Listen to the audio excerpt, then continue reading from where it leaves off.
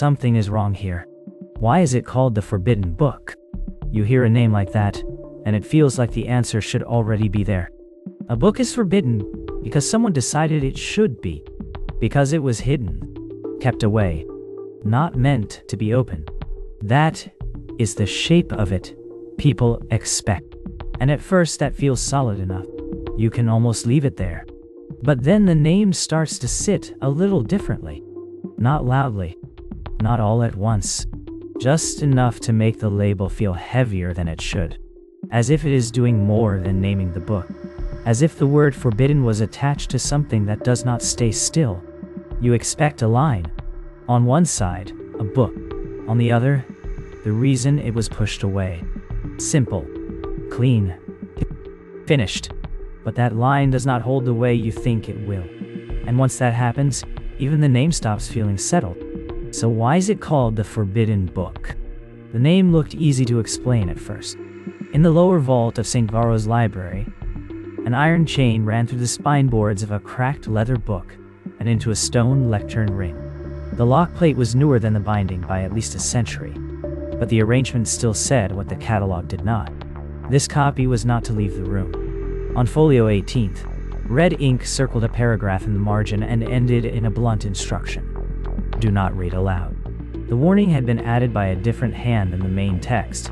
Heavier pressure, more haste, as if the danger belonged not to the ideas on the page, but to the act of voicing them. That matched the surviving reports well enough.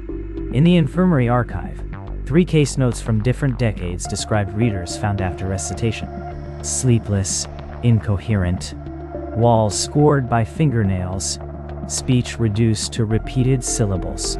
One narrow cell still held the residue of one such confinement, a cot.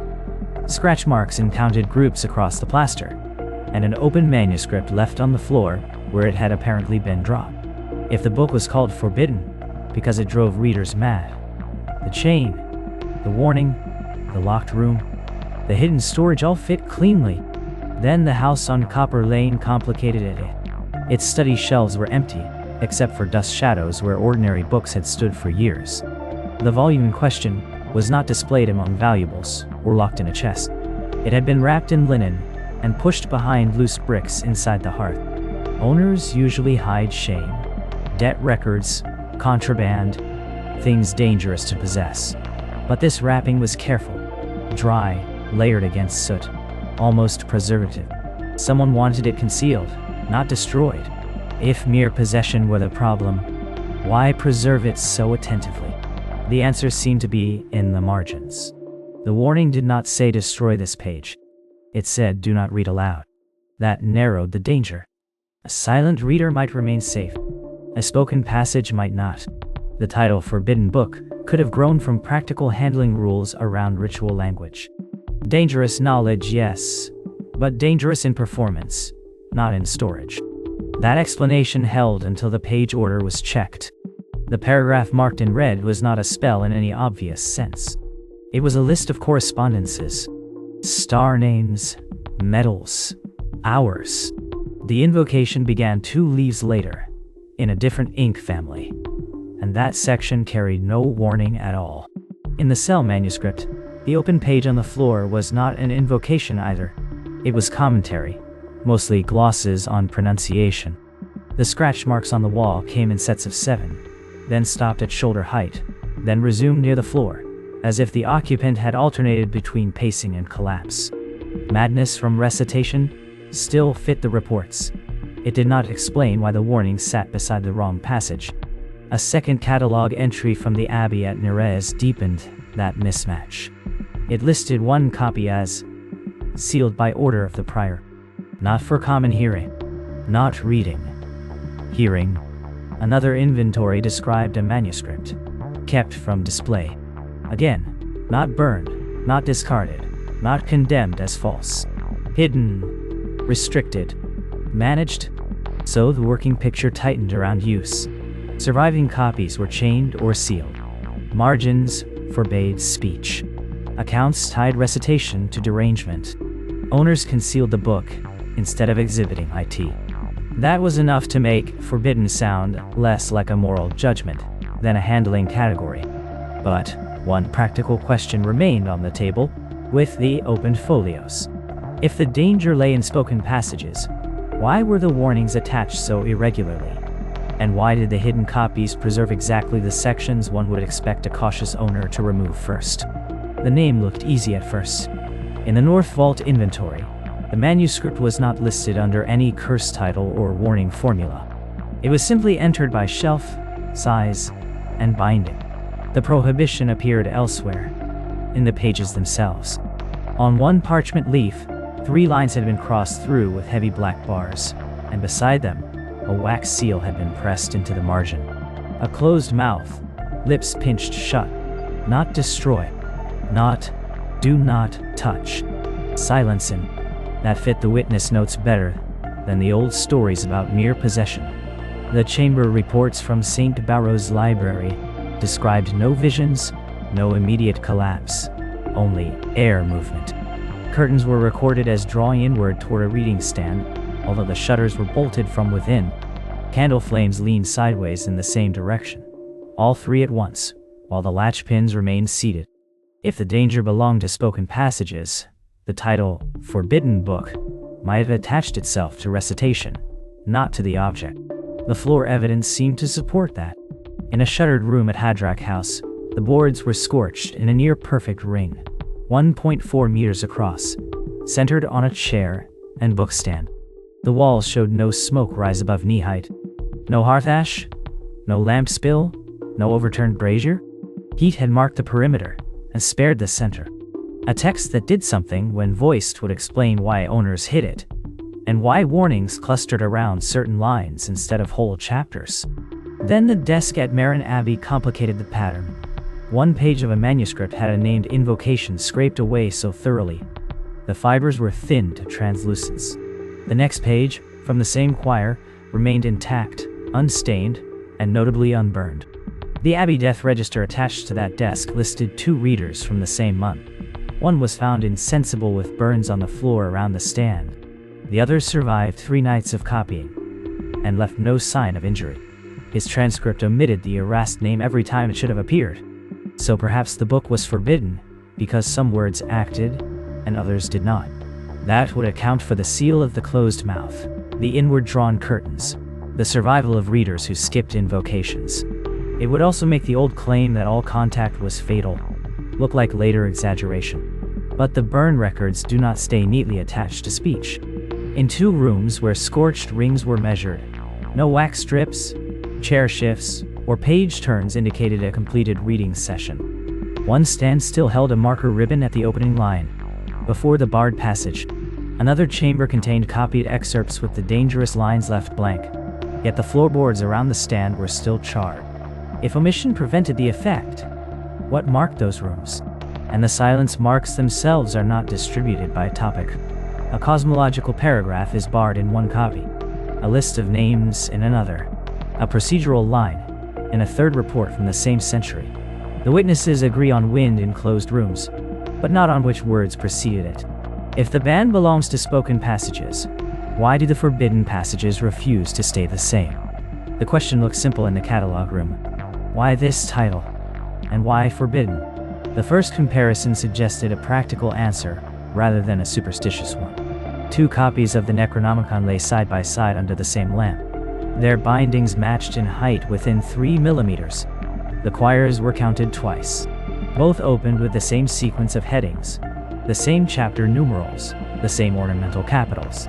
But where one copy ended with a blank leaf, smooth and ruled but never written on, the other carried a full page of dense text in the same position, as if the silence in one manuscript had been filled in by the other. A ban made sense if no one could trust what text they actually possessed. Not a forbidden doctrine then, but a corrupted transmission. That explanation held through the next room. A later transcript, dated almost a century after the side-by-side pair, contained a single leaf whose stains were older than the binding around it. The edges were torn in a pattern that did not match the fresh sewing stations. Someone had inserted an older page into a newer book. Missing matter did not stay missing. It resurfaced.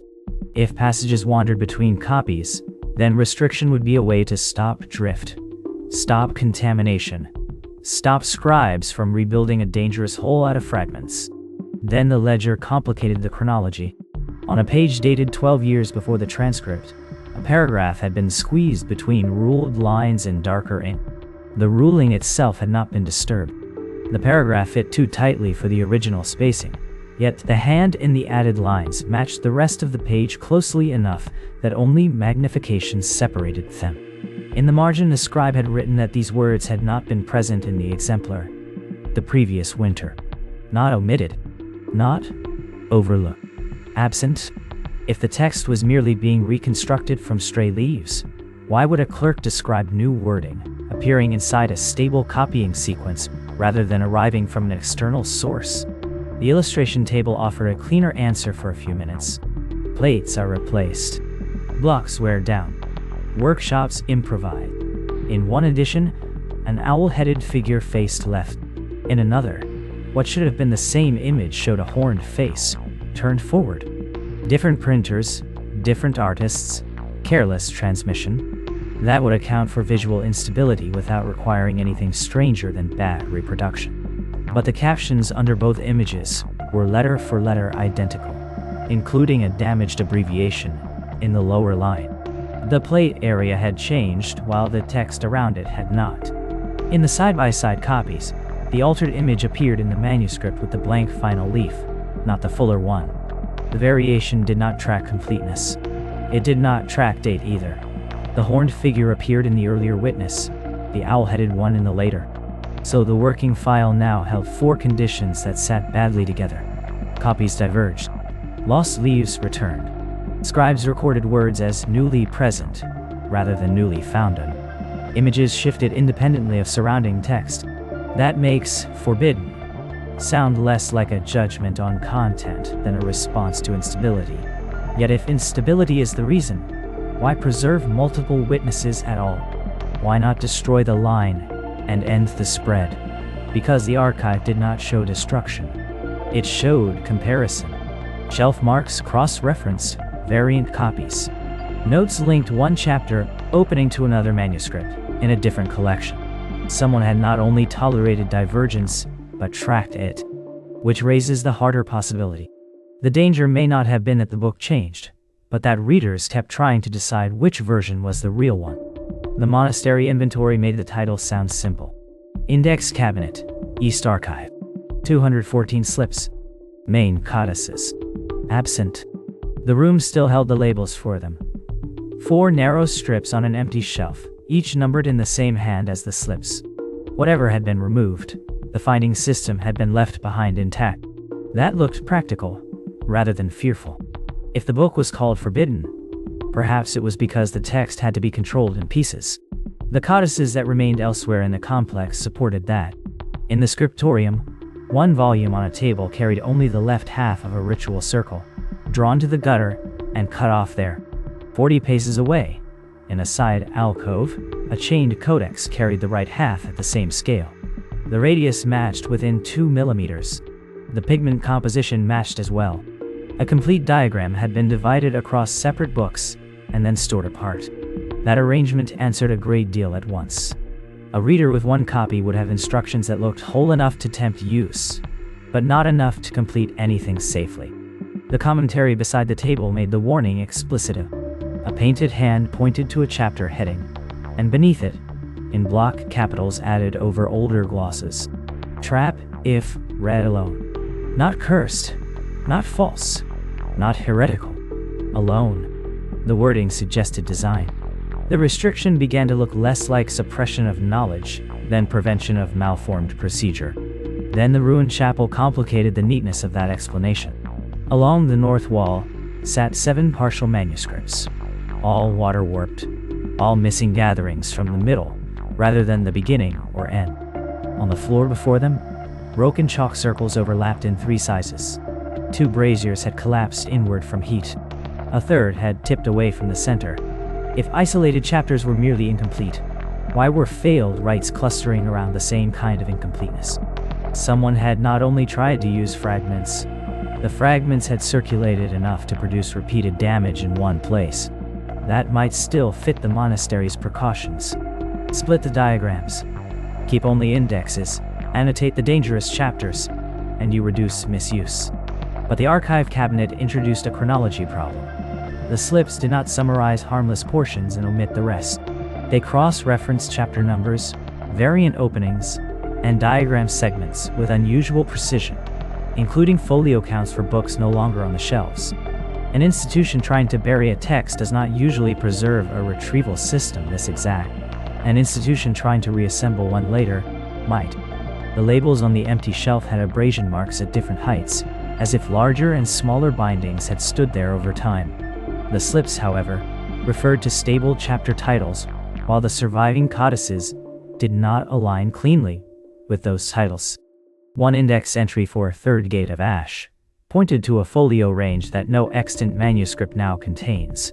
Another entry described a closing rubric that appears only as the outer arc of the split circle in the Alcove Codex. The indexes were not just guides to absent books. They were guides to a form of the text no longer present. So why keep the map and remove the territory? Because the whole was too dangerous to leave assembled? That would account for the divided diagrams and the warning against isolated chapters. Yet the chapel floor argues the opposite danger. Not the complete text, but the partial one. The broken circles, there are not oversized attempts at a grand rite. They are undersized, cramped to fit missing segments. Their gaps correspond more closely to the surviving fragments than to the index descriptions. The book begins to look forbidden for a narrower reason than simple possession. Not because no one could read it, and not because every page was lethal, but because the text could still be used when it was wrong. The monastery may have separated the parts to prevent completion, or to prevent imitation from fragments. The empty shelves and full cabinet do not settle which. They only leave the same practical question hanging over the room. If the indexes were safe to keep, what did the missing main text do that a partial copy could do badly? The first records do not behave like records of a thing everyone feared. In the upper archive, a painted ceiling of constellations still hangs over a cedar desk. The chart left there names the Necronomicon in a broad formal hand, centered in the citation column. No abbreviation, no masking mark, no warning rubric. Court material usually hides embarrassing sources in initials or private sigils. Here the title is written as plainly as a tax district. If the book had already been treated as untouchable, why cite it in a document meant to circulate among officials? That question seems to settle when the temple stones are measured. Along the base course of the eastern wall, beneath later plaster loss, copied names and protective circles run in a continuous band at knee height. The carving depth is consistent with the original construction phase, not a later defacement. The names match forms preserved in manuscript tradition. They were not hidden in a crypt or scratched by a dissenter. They were built into the wall, where processions would pass them. A forbidden book would not usually supply public protection. It begins to look as if forbidden was attached afterward, perhaps by later custodians who wanted the text under their own law. The physician's notebook strengthens that impression. It lay with ordinary practice materials, dried herbs, stoppered glass, dosage tables. Several of the book's names appear beside measured quantities and fever notations, written in the same ink as the rest of the case entries. No special compartment, no excision, no sign that the page had been concealed. The names function there as remedies, or at least as recognized technical terms. That makes 3 settings: court, temple, clinic, in which the title or its contents appear in use rather than in disgrace. The catalog chain seems to explain the rest. An early shelf list gives the title plainly. 2 generations later, on the same sequence of holdings, a darker hand adds forbidden to the shelf tag. The pressure of the pen is heavier, the ink richer, the label narrower than the original strip beneath it. The word arrives late, so perhaps the name was administrative before it was moral, a restriction imposed by institutions that preferred controlled consultation to open copying. Then, the chronology starts to catch. The temple wall names are copied in one sequence, but the physician's notebook uses 2 of those same names in shortened forms that do not appear in the early cataloged recension. Those shortened forms belong to a later branch of the text.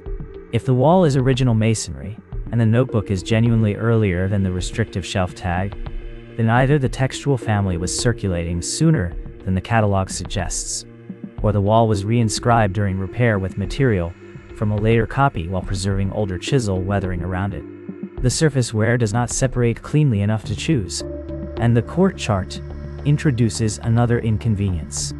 Its citation line is open, but the quoted phrase beneath it does not match the wording in the physician's notebook or the temple band. It matches neither surviving court copy. If access was merely being controlled to what?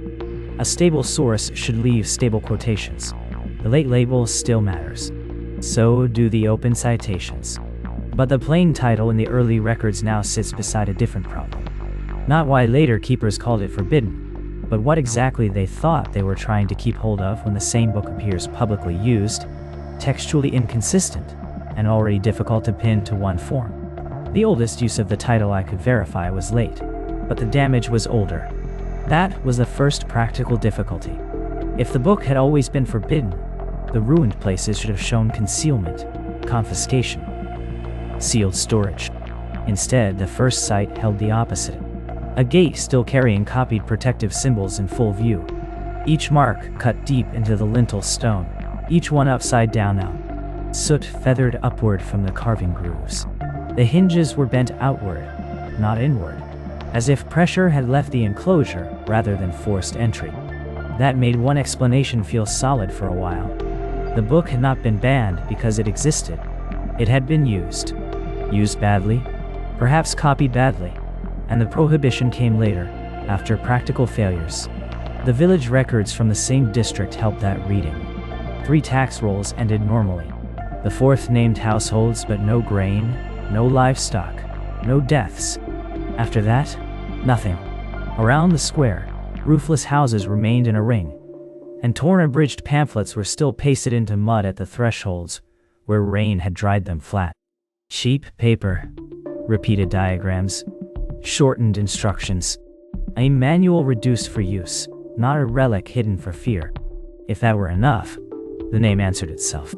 A protective book became forbidden once communities began ruining themselves with simplified versions. Then the courtyard at Hottervale complicated the sequence. The guardian figures there had not merely failed. They had turned toward the doors they were built to defend. 4 stone bodies stood on their plinths with the front edges shattered inward. The scoring on the wood behind them ran in parallel sets, too high for tools dragged by hand, too regular for collapse. The damaged pattern suggested attack from the guardian's side of the court. Survivor depositions from a later copybook used the same phrasing in separate accounts. They faced us. If the rights only weakened protection, why did the protected things become hostile? That question sat beside a page from a much-handled manuscript whose script had accumulated over generations. In the center of a crowded instruction block, one brown ink correction replaced ward with summon. The older word was still legible beneath it. The substitution was not decorative and not isolated. The surrounding lines retained earlier faded hands, but that one term had been deliberately overwritten. A mistranslation would explain one site. A malicious correction could explain several, yet the chronology resisted that convenience. The overwritten page belonged to a recension copied after 2 of the abandoned settlements were already empty. So the dangerous turn was present before that visible change. Or else the page was recording a confusion already in circulation. The abridged pamphlets reopened under that pressure. Their diagrams were not simply shorter. Their outer rings matched the gate carvings, but the directional marks had been normalized, made to face the reader rather than the cardinal points. In a handbook, that looks like clarification. On stone, it leaves every copied sign inverted. That finally gave the disasters a mechanism. Practical transmission, not secret curse. Protective forms copied into common use. Orientation lost. Terms altered. Guardians called where wards were intended. Then one measurement refused to stay quiet. On 2 ruined gates and 1 pamphlet woodcut, the spacing between the inner marks followed a 7-part division. On the overwritten manuscript page, the instruction beside ward, beneath summon, specified 8. Not a scribal flourish, not damage. An entire interval separated one working from the other. If the abridged versions were merely careless reductions, where had the 7-part scheme come from? And why did abandoned sites across 3 regions share it so exactly? The register looked straightforward at first. In the earliest entries, the title was written plainly, in the same brown ink used for almanacs, sermons, and land rolls. 3 shelves later, in a hand dated 62 years afterward, the same title had been boxed in red and relabeled the Forbidden Book. That seemed to answer the question cleanly enough. The name was administrative. A later warning added after enough damage had accumulated around the text. The room across the corridor appeared to support that. 1 volume lay open with a page sealed shut by a strip of vellum stamped silence. Opposite it, a ritual diagram ran into the gutter and stopped. The remaining arc, with its measurements and directional marks, appeared not in the same codex, but in a second volume, chained to a stand 6 paces away. Restriction by separation. Restriction by procedure. If the dangerous parts had to be kept apart, forbidden might simply mean that no single reader was meant to have a usable whole. Then the copied circle on the facing page complicated that neat arrangement. It was unfinished, but not because the scribe had stopped at the gutter. The line ended where a word had been altered. In the margin, a later hand had written summon over ward, the newer ink browner and more acidic, feathering into the older script. The geometry still matched a protective enclosure. Inward ticks at the cardinal points, closure marks at 1/3 intervals, no opening gate. Yet, the verbal instruction had been turned. If the text had only been split to prevent use, why were later readers still correcting it into something more dangerous? Separation did not explain revision. A roadside shrine beyond the North Road offered another answer, one that fit too well for a while. An abridged booklet hung there under a weathered warning board, nailed through its fold. Cheap paper, 4 leaves, woodcut border, no commentary, no index. Beyond it stood an abandoned settlement. 12 roofless houses, thresholds packed with wind-blown grit, cooking stones still in place, and the booklet preserved only the operative lines, stripped of cautions and cross-references. That made practical sense of the title. The book was forbidden because shortened versions escaped control, and people used them as household protections. But the shrine copy did not preserve the lines exactly. On the 3rd leaf, the phrase corresponding to the sealed page in the library had been reduced by 7 words, including the name that the library copy suppressed entirely. The final instruction also used summon where the older register's citation, copied in a catalog excerpt, had used ward. Not a simple abridgment then. Not merely dangerous knowledge made portable. Something in transmission was changing function. Back in the library, the chronology became harder to keep tidy. The red box label calling it forbidden appeared later than the plain title, yes, but the split diagram belonged to an earlier binding campaign. And the silent seal was later still. Restriction followed mutation, or mutation followed restriction. The stitching did not settle which. The 2 halves of the circle also disagreed, by less than a finger's width in radius.